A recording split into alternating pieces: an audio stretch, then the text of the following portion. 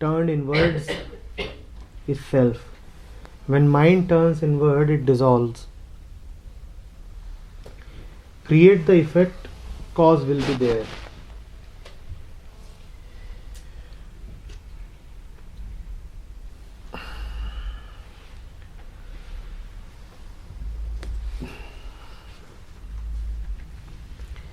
दो बातें हैं, दोनों को आमने सामने रखा गया है।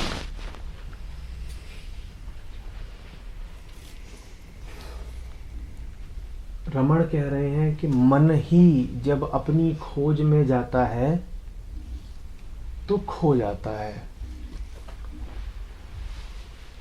मन ही जब अपनी खोज में जाता है तो आत्मा में स्थित हो जाता है। इस बात को ओशो का एक कथन उसके सामने रखा है, जिसमें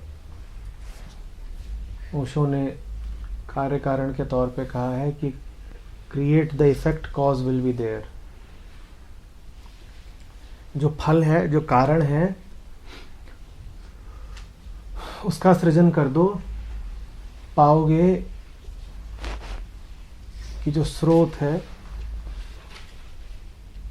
वो उपलब्ध ही था। कार्य का सृजन कर दो, कारण प्रकट हो जाएगा। कार्य को सामने ला दो, कारण प्रकट हो जाएगा। Create the cause, effect will be there. Create the effect, cause will be there.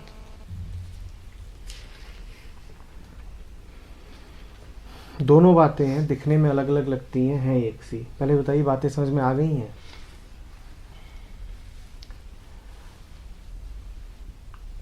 रमण कह रहे हैं कि पहले कुछ करना होगा। और क्या करना है? कि मन अपनी तलाश में निकले, अपने स्रोत की तलाश में निकले।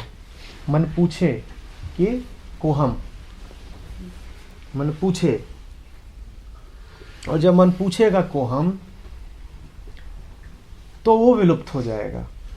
जितना पूछता जाएगा, और ईमानदारी से, हमने बात करी थी ना तथ्यों को परखने की आज, मन अपने ही तथ्य को जितना देखता जाएगा उतना ही ज्यादा घटना घटती जाएगी। और घटना क्या है? मन का विलुप्त हो जाना। ओशो कह रहे हैं कि तुम मन को विलुप्त हो जाने दो, आत्मा स्वयं प्रकट हो जाएगी। तुम मन को विलुप्त हो जाने दो, आत्मा स्वयं प्रकट हो जाएगी। इसमें कुछ बात समझनी होगी, देखिएगा इसको ध्यान से।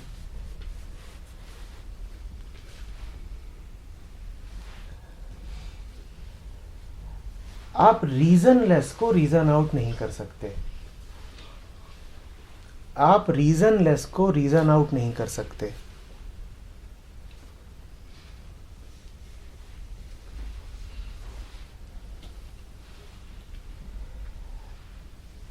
आप रीजन पर चल चल के रीजनलेसनेस तक नहीं पहुंच सकते।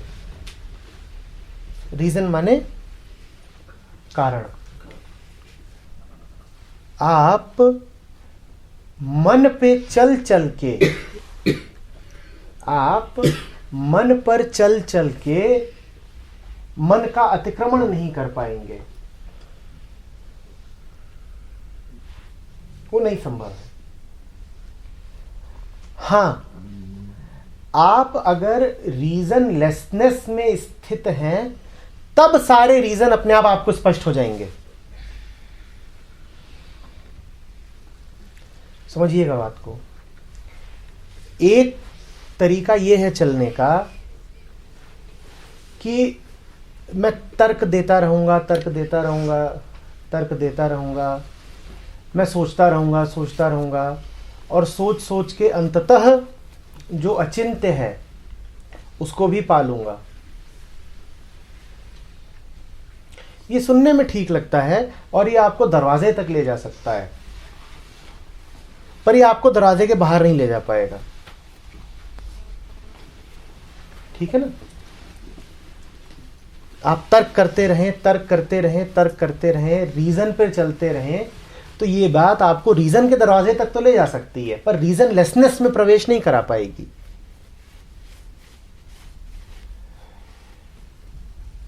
दूसरी ओर अगर एक झटके में ही आप सीधे रीजनलेसनेस में स्थित हो जाएं, तो ये जितने रीजन है, रीजन माने मन का पूरा काम धाम, मन की पूरी चाल अपने आप स्पष्ट हो जाएगी। कहने का आशय यह है कि मन के ही भीतर बने रहकर तो मन को भी नहीं समझा जा सकता। मन को भी अगर वास्तव में समझना है तो कहीं ऐसी जगह आसन लगाना होगा जो मन से बाहर है। किसी ऐसे की अनुकंपा चाहिए होगी जो मन से बाहर है।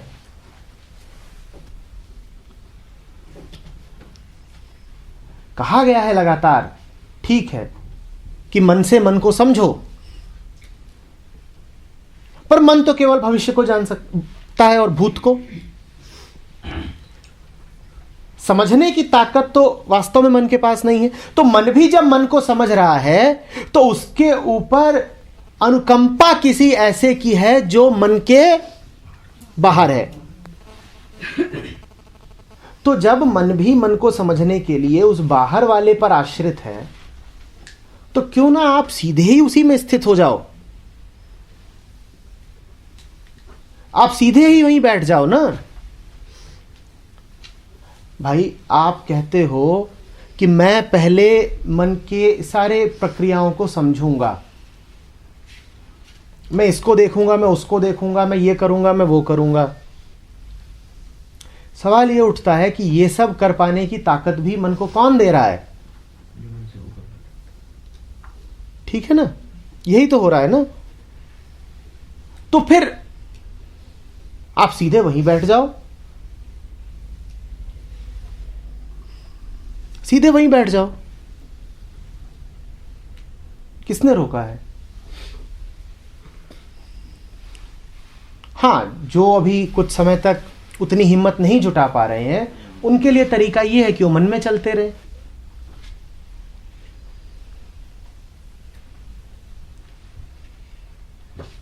भाई एक कहावत है, किसी ने कहा है कि गो हेड, किसी ने कुछ बात कही कि ऐसा है, दूसरे बंदे ने विश्वास करने से मना कर दिया। पहले बंदे ने एक बात कही, दूसरे व्यक्ति ने उस पर विश्वास करने से इनकार कर दिया।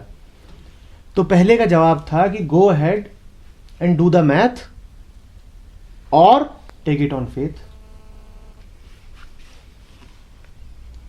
पहले का जवाब था go head and do the math और टेक इट ऑन फेथ।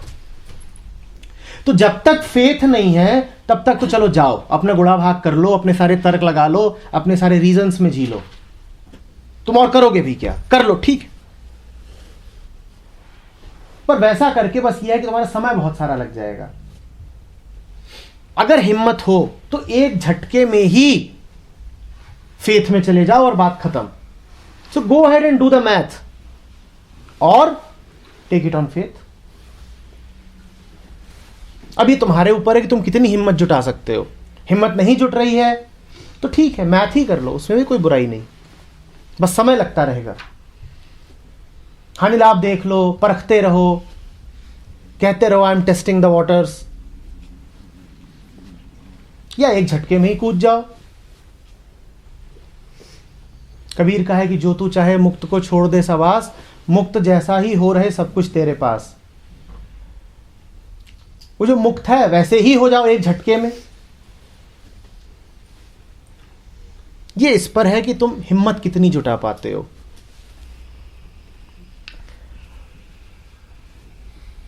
रमण भी कोहम विधि का प्रयोग उनको ही कहने को कहते थे जो एक झटके में ही मौन श्रद्धा में प्रविष्ट नहीं हो पाते।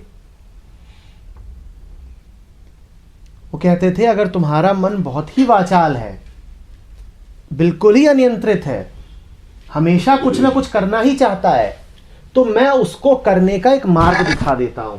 करना तो उसे है ही, बिना करे तो मानेगा नहीं, तो मैं उसे करने का एक मार्ग दिखा देता हूं। मार्ग क्या है? कोहम, कि मन से पूछो कि तू कौन। भूख लगे तो पूछो कौन है भूखा। मन में आकर्षण उठे तो पूछो किसको उठा आकर्षण। कोई अनुभव हो तो पूछो अनुभोक्ता कौन था। यह है कोहम विधि, कि जो भी कुछ हो रहा हो पूछो किसको हो रहा है, किसको हो रहा है। पर यह विधि भी सिर्फ उन्हीं के लिए है जो एक बार में श्रद्धा में छलांग नहीं लगा सकते। जिसने श्रद्धा में छलांग लगा दी, वो मौन हो गया, उसके मन में कोहम जैसा भी कोई प्रश्न नहीं उठेगा। उसके मन में तो अब कोहम जैसा भी कोई प्रश्न नहीं उठेगा। तो जिसने फेथ में जो चला गया, अब उसे मैथ की जरूरत नहीं। हां, जब तक फेथ में नहीं जा पा रहे, keep doing the math. So either do the math और टेक इट ऑन फेथ। निष्कर्ष एक ही निकलना है दोनों से। अंततः तो वो मौन ही है जो प्रथम भी है। The first step is the last step, the first freedom is the last freedom. तो या तो अभी झटका मार दो और कूद जाओ,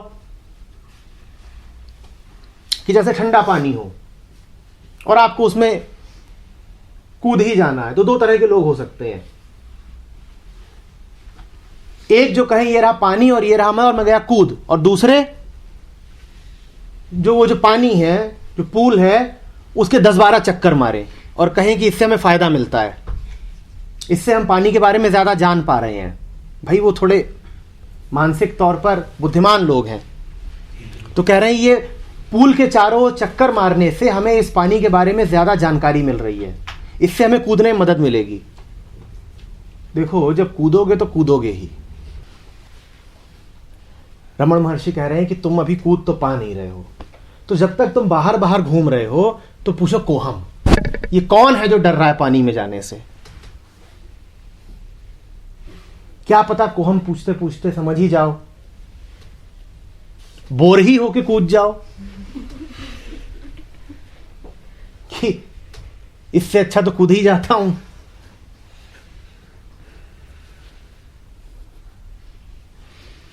ठीक है ना। तो ये तरीका है, हर तरीका सिर्फ उसके काम का होता है जो अभी डर रहा है।